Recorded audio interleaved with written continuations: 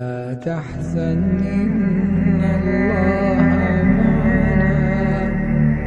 لا تحزن إن الله معنا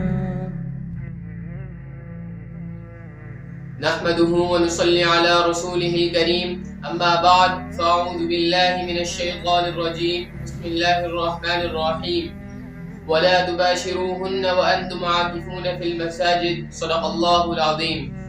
محترم ناظرین، السلام علیکم ورحمۃ اللہ وبرکاتہ۔ آج آپ حضرات کے سامنے اعتکاف کے فضائل اور چند اعتکاف کے مسائل پیش کروں گا، کیونکہ بہت سے لوگ اعتکاف میں بیٹھنے کی تیاری کر رہے ہوں گے۔ اعتکاف وہ عمل ہے جسے آپ صلی اللہ علیہ وسلم نے پابندی سے فرمایا۔ جب آپ صلی اللہ علیہ وسلم کا آخری وقت تھا، عمر کا آخری حصہ تھا، تو آپ علیہ الصلوۃ والسلام پابندی سے اعتکاف فرمایا کرتے تھے۔ دنیا کی ہر قوم میں اعتکاف کی عبادت رہی ہے۔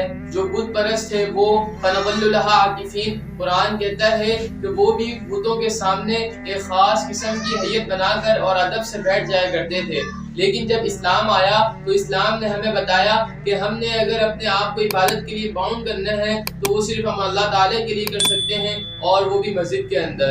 تو نبی اکرم صلی اللہ علیہ وسلم نے بھی مسجد میں اعتکاف فرمایا، اور تب سے لے کر اب تک امت آپ صلی اللہ علیہ وسلم کے عمل کو فالو کر رہی ہے، اور آپ صلی اللہ علیہ وسلم کے عمل کو فالو کرتے ہوئے مسجد میں اعتکاف کرتی ہے۔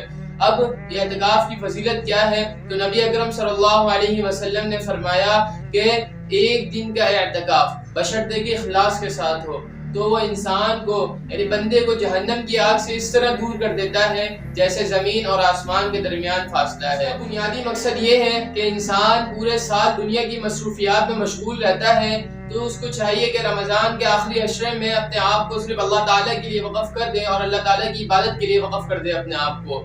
جیسے جب بندہ ہجرت کرتا ہے تو وہ اپنے گھر بار کو چھوڑتا ہے، تو معتکف بھی ایک قسم کی ہجرت کرتا ہے، یعنی وہ اپنے گھر والوں کو چھوڑ دیتا ہے اور اپنے اہل و عیال کو چھوڑ کر مسجد میں آ کر بیٹھ جاتا ہے کہ یا اللہ تعالیٰ کہ جب تک تو میرے گناہوں کو معاف نہیں کرے گا میں تیرا گھر نہیں چھوڑوں گا، یا اللہ جب تک تو میری مصیبتوں کو آسان نہیں کرے گا تو یا اللہ میں جب تک تیرا گھر نہیں چھوڑوں گا۔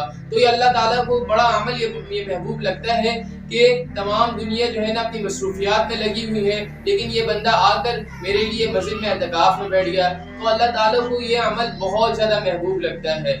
تو ایک فضیلت تو یہ ہو گئی جو کہ حدیث میں بیان ہوئی، اور دوسری فضیلت جو ہے وہ یہ ہے کہ ہم نبی اکرم صلی اللہ علیہ وسلم کے عمل کو فالو کر رہے ہوتے ہیں۔ جو نبی اکرم صلی اللہ علیہ وسلم نے عمل کیا ہم اس کو کر رہے ہوتے ہیں۔ اور تیسرا فائدہ اور تیسری فضیلت یہ ہے کہ جب بندہ مسجد میں اعتکاف میں بیٹھے گا تو مسجد کا جو ایک ماحول ہوتا ہے، مسجد کی ایک روحانیت ہوتی ہے، چاہے بندہ وہاں عبادت کرے یا نہ کرے یا سو کر گزار دے اپنے دن، لیکن پھر بھی جو مسجد کی روحانیت ہوتی ہے وہ اس کے دل میں خود بخود پیدا ہو جاتی ہے۔ اور چوتھا فائدہ یہ ہے کہ معتکف کو نماز پابندی کے ساتھ ادا کرنے کو ملتی ہے باجماعت، اور علماء کا بیان سننے کو ملتی ہے، اور سب سے بڑا فائدہ تو معتکف کو یہ ہوتا ہے کہ اسے لیلۃ القدر کی رات نصیب ہوتی ہے۔ اور بندہ جب اعتکاف میں بیٹھتا ہے تو معتکف کی دعائیں قبول ہوتی ہیں، اور جب بندہ اعتکاف میں بیٹھے تو اس کو چاہیے کہ وہ اپنے اندر تبدیلی لانے کی کوشش کرے۔ مثال کے طور پر اگر داڑھی نہیں رکھتا تو یہ عہد کر لے کہ جب میں اعتکاف سے اٹھوں گا تو میں داڑھی نہیں کٹواؤں گا۔ اگر سود کھاتا ہے تو یہ عہد کر لے کہ جب میں اعتکاف سے اٹھوں گا تو میں سود نہیں کھاؤں گا۔ اور مثال کے طور پر جتنی برائیاں اس کے اندر ہیں، والدین کی نافرمانی کرتا ہے، اپنے بیوی بچوں کے حقوق پورے نہیں کرتا، اور بہت سے بڑے گناہوں میں ملوث ہے، تو یہ عہد کر لے کہ جب میں اعتکاف سے اٹھوں گا تو میں ان تمام گناہوں سے، یا اللہ میں توبہ کرتا ہوں، یا اللہ ان گناہوں کو میں دوبارہ دہراؤں گا نہیں۔ تو یہ اللہ تعالیٰ کی طرف سے پیکیج ہے اپنے آپ کو بدلنے کا، اور اپنے آپ کو دینی ماحول میں لانے کا، اور اپنے آپ کو اللہ کے قریب لانے کا ایک پیکیج ہے۔ اب اعتکاف بیٹھنا کہاں ہے؟ تو مرد حضرات جو ہے وہ مسجد میں اعتکاف میں بیٹھیں گے، اور خواتین جو ہیں وہ اپنے گھر میں اعتکاف میں بیٹھیں گی۔ تو جب اعتکاف میں بیٹھ جائیں تو جتنا ہو سکے اللہ تعالیٰ کی عبادت میں مصروف رہیں۔ مثال کے طور پر اگر آپ کے ساتھ اعتکاف میں آپ کا دوست بھی بیٹھا ہوا ہے مسجد میں، تو اس کے ساتھ جو ہے اپنی گپ شپ میں نہ لگے رہیں، بلکہ اللہ تعالیٰ کی عبادت میں جتنا ہو سکے مصروف رہیں۔ ذکر و اذکار کرتے رہیں، نوافل ادا کرتے رہیں، تسبیحات پڑھتے رہیں، اللہ تعالیٰ کو یاد کرتے رہیں، تو اللہ تعالیٰ کو یہ عمل بہت زیادہ محبوب لگتا ہے۔ اللہ تعالیٰ سے دعا ہے کہ اللہ تعالیٰ ہمیں دین کی صحیح سمجھ عطا فرمائے اور ہمیں برائیوں سے محفوظ فرمائے۔ وآمین وآخر دعوانا ان الحمد للہ رب العالمین۔ والسلام۔